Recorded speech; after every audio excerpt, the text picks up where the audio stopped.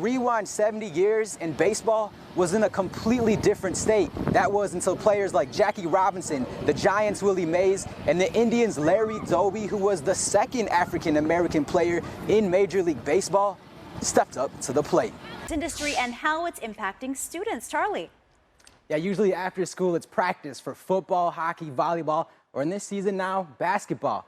But starting in February, students will have the opportunity to compete in a different kind of sport. That's right, video games. Now, one of the many life lessons Ryan and the staff teach the kids in this program is that when you fall in life,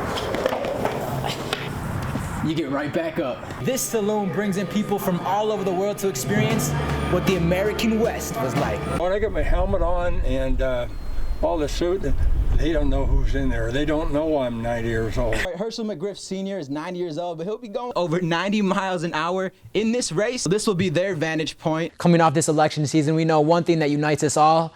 It's sports. And drum roll, please. Oh, yeah. I believe I can fly. You wonder if they're Get out those pens and brackets and make their picks. It's Cavs and Warriors Part 2. Here, why not? And we can party together as we bring you some Super Bowl coverage. They learned how to stay camouflaged in the grass. The Red Wings are taking on longtime rival Toronto Maple Leafs tonight here at the Joe. Team Lynx, are you ready? Ready! Falling! Fall on! So these are the gloves that Muhammad Ali sparred with in Cooley's gym. Well, that's the largest team in the Michigan Cup. Stay tuned to Fox News for more on how the Cleveland Indians and other baseball organizations were integral. The Diamondbacks and Rockies, they're in the same division, but share the same stadium for spring training. Now for the Diamondbacks, they still obviously call Arizona their home, but for the spring, they share their home field with the Rockies in Scottsdale. Whew. So I'm on this journey. I'm almost there. Got a few more to go. Throughout the Bush Presidential Library and Museum, visitors can take a look back at his World War II experience and his relationship with those in the armed forces while Commander-in-Chief. Before each different flight, the pilots hold a briefing, but each time their mission is the same: to honor veterans. As first responders, these firefighters put on more than just life-saving equipment, but life-saving armor to help protect them from the heat of each mental battle. I'm here at the U.S.-Mexico border at the Nogales Border Patrol Station for Operation Guardian Support, where more than 300 National Guard soldiers got deployed here to help with Border Patrol. The eyes of the nation are set on College Station, Texas today, where the former First Lady, the beloved Barbara Bush, will be laid to rest. As proceeds benefit the Girl Scouts. And after your Thin Mint Crazy Milkshake Food Coma Ride experience, or tag along, you're it, the Girl Scouts say you should join in on the fun by creating your own Girl Scout cookie-inspired dessert and post it on social media with the hashtag Dessert Challenge. It's similar to microchipping your pets, but in this case, park rangers poke a tiny hole into the cactus they're microchipping, then can track them down using their database. From the classroom to the dining room, more and more parents are choosing to keep their kids at home for virtual schooling. So really at the core of this debate then is whether or not the federal government should continue to manage this type of land, like right here in western Montana. Each one of these ATV scooters has 4 motors with 750 watts in each one, enabling them to go uphill, downhill in any terrain. Thousands of people really have driven, flown all the way here to Phoenix, to the Arizona State Capitol, to pay their respects to whom they love, a man they called a hero, the late Senator John McCain. Mrs. Bush will be laid to rest here at the Presidential Library as her life will be celebrated on Saturday. Los Americas also hopes to provide resources like translators and even psychologists for families who may be facing some emotional trauma or language barriers. While U.S. Customs and Border Patrol says they're taking a proactive approach by placing officers on this bridge, the Border Network for Human Rights disagrees. The findings suggest keeping your hands clean could do a lot to help keep the bacteria from spreading. In Tucson, Arizona, in College Station, Texas, in El Paso, Texas, at the U.S.-Mexico border, in Los Fresnos, Texas, in Phoenix, from the Lolo National Forest in Missoula, Montana, where Montanans hunt, fish, and camp, I'm Charlie Lapastora, Fox News. Major League Baseball in the Valley for the Cactus League. We're taking a look back at how one player in Arizona made an impact on racial integration. Fox News' Charlie Lapastora joins us live from Goodyear, the Goodyear Ballpark there. With more tonight, Charlie. Yeah, Ty and Christina, the San Francisco Giants and Cleveland Indians are playing right behind me here at Goodyear Ballpark. But rewind 70 years in baseball was in a completely different state. That was until players like Jackie Robinson, the Giants' Willie Mays, and the Indians' Larry Doby, who was the second African-American player in Major League Baseball, stepped up to the plate.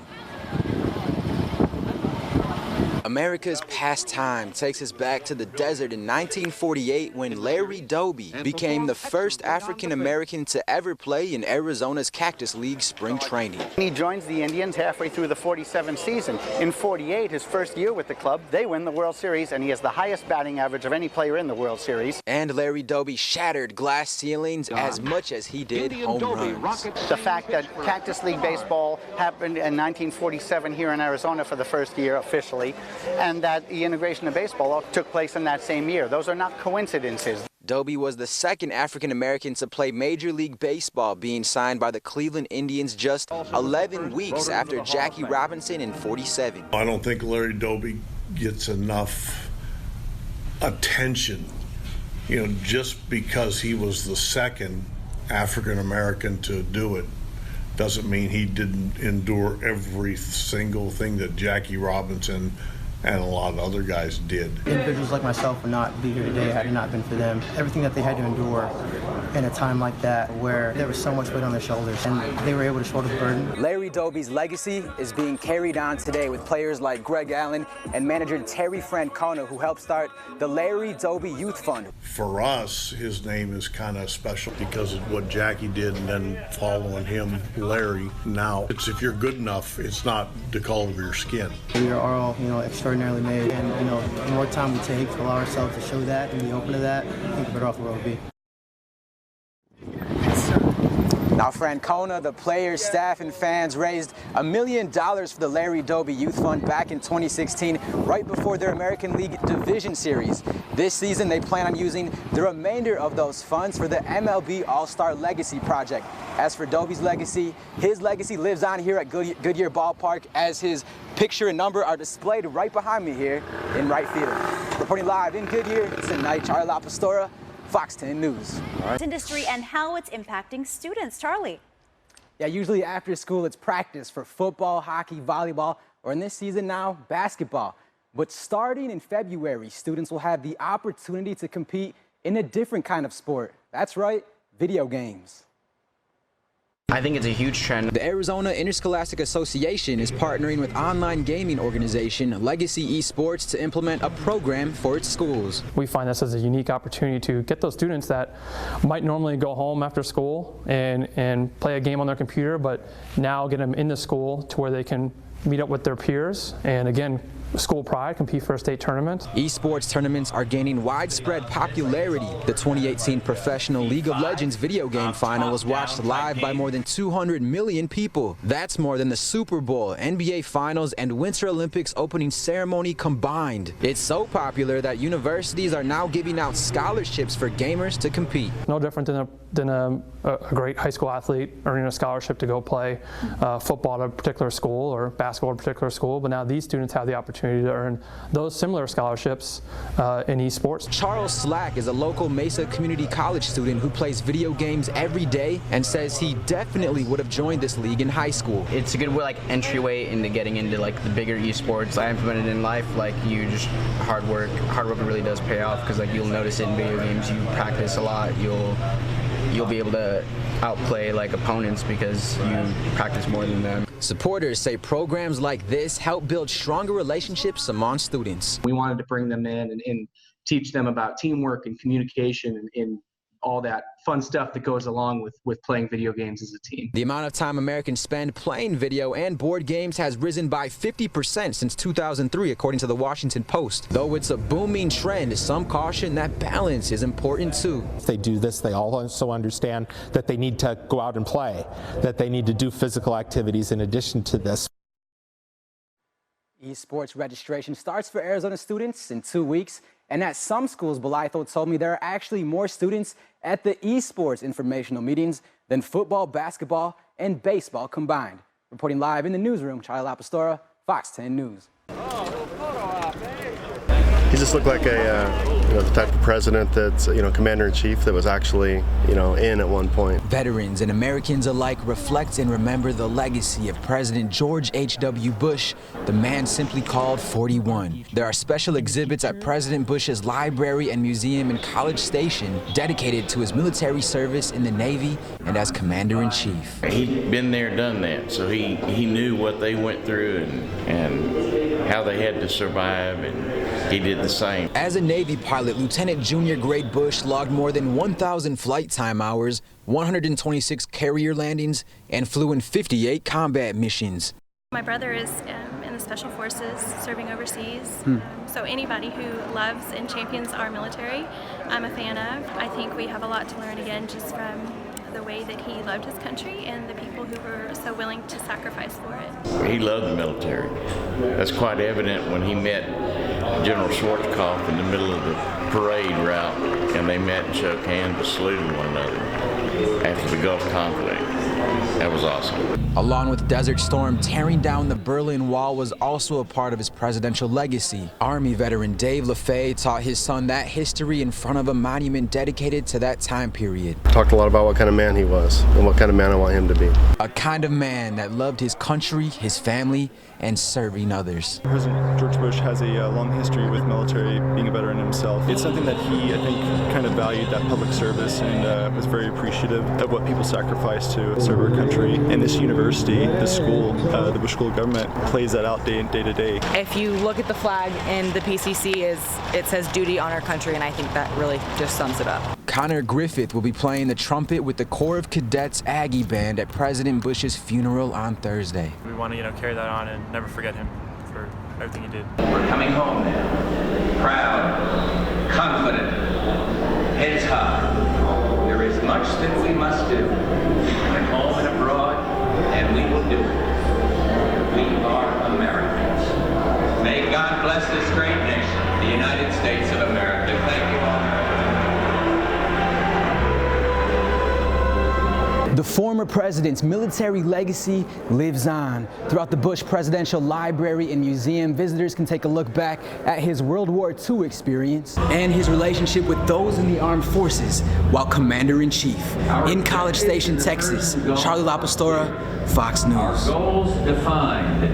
I fill up with cookies a lot, so yeah, I like to sugar. Girl Scouts have been selling boxes of cookies for more than a century. We've sold 1,000 boxes. Now 24 Arizona restaurants are reimagining the classic treats for a sweet competition. The dessert challenge has been incredibly popular. It is a really big deal for us. We get really excited with all these amazing creations. Chefs are so creative, and they just do such an amazing job of using the Girl Scout cookie to create something that's really unique and specific to their restaurants. The chefs are putting their twist on favorites like Thin Mints, Samoas, s'mores, and tagalongs. It's such a great cookie that we just wanted to enhance its flavors and put it inside of a milkshake. The restaurant that sells the most desserts this month wins. As proceeds benefit the Girl Scouts. Being able to give back to the girls that have helped out communities around us so much, and that's just something we're trying to back them with, as well as their great flavor of cookies. They're helping to develop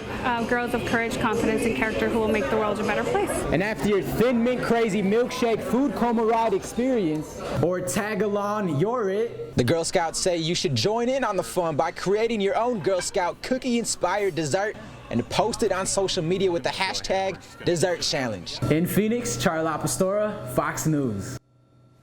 When I get my helmet on and all the suit, they don't know who's in there. They don't know I'm 90 years old. So they might think, hey, here's some 23-year-old wanting to pass me. NASCAR legend Herschel McGriff Sr. will make history this weekend. He's 90 years old and will compete in Saturday's K&N Pro Series West race. In my old style of racing, I used to be in the front most of the time from my records. But you know, at my age and having driven, I don't feel 90. So hopefully my right foot feels like I'm about 30 or 40 years old. and my left foot won't work very well, won't push the brake too much. McGriff's racing career started in 1945, right after World War II, and includes 144 top 10 finishes and 35 wins on the K&N West Circuit. Also racing in different events on the same racetrack on Saturday will be 61-year-old son Herschel McGriff Jr. and his granddaughter Mariah. We're on another mission, is what we are, and I don't think of it that way when he's out there driving and just like to win. I'm proud of it. The elder McGriff has not driven in any event since 2012. NASCAR officials asked the 90-year-old to undergo a series of tests before the big day, which he passed with flying colors. I had to run 50 laps on the track. Then they had to have a letter from my cardiologist to make sure that my ticker was good. My cardiologist, he put me through the whole thing. McGriff Sr. is 90 years old, but will be going speeds over 90 miles an hour in this race, trying to finish with his son and his granddaughter. It's going to be tough. There's a lot of good guys out there, and they don't care. They take their grandmother out to win. Meanwhile, the 90-year-old is hoping to add another trophy to his mantle this weekend and doesn't plan to stop racing anytime soon. I hope I end up towards the front or in the front. I figure maybe I got another 10 years to go. In Tucson, Arizona, Charlie Lapastora, Fox News. Wings players had a good time participating in one of the trainings National Guard soldiers go through. Instead of firing shots at the net, these Red Wings got a chance to fire off simulation rounds today in Crawford County. It was all part of the 7th annual Detroit Red Wings community tour at Camp Grayling. Luke Glendenning, Darren Helm, Brian Lashoff, and Riley Sheehan faced off, getting hands-on training from the National Guard. It was amazing. It was pretty cool getting to kind of do that live simulation of the shooting. You get on those big machine guns and you don't realize how much force they generate. It was amazing the way they get to, simulate real gunfire in that small area. So it was pretty fun. It was pretty eye-opening, and we had some fun with it. The Wings also saw military vehicle rollover training firsthand as part of the tour. It's something different to be able to experience something like this and to kind of be able to learn the ins and outs. And it's a small version of what these guys get to do every day. More than 100 military servicemen and women, along with veterans, were on hand to get autographs and take pictures. This is great for us. I mean, everybody works real hard. It's great to have someone come up here locally that's a national, international figures and say hi to us. These guys, they do so much for us. The guys and women, they do so much for us that it's nice to be able to come and meet some of them and show them the support that we have for them as much as they have for us if they watch us play. These men and women, they risk their lives for us, and they're fighting every day, and they're going through some pretty treacherous work, and today they're all smiles, and they're super nice people, and they made us feel welcome, so you can tell they're very special people. The guys had fun comparing each other's scores from the training, and Jamie, most of them got under a 10% for accuracy. Reporting live from the Roscommon Bureau tonight, Charlie Lapastora, ABC 29 and 8.